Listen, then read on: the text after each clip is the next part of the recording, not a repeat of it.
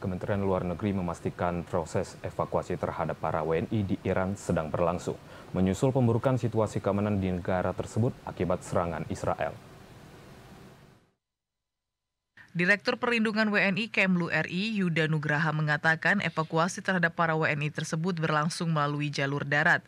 Sebelum evakuasi berjalan, para WNI telah berkumpul dan menginap semalam di Safe House KBRI Teheran.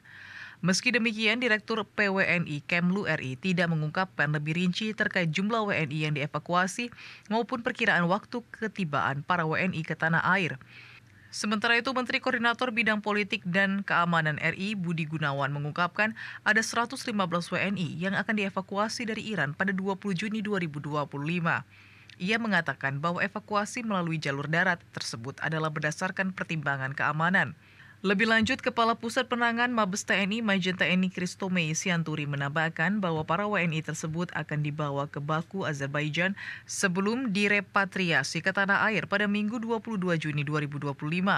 Sebelumnya, Menteri Luar Negeri RI Sugiono memutuskan meningkatkan status siaga keamanan di wilayah KBRI Teheran dari siaga 2 ke siaga 1, sehingga memberi lampu hijau untuk mengevakuasi para WNI dari negara tersebut.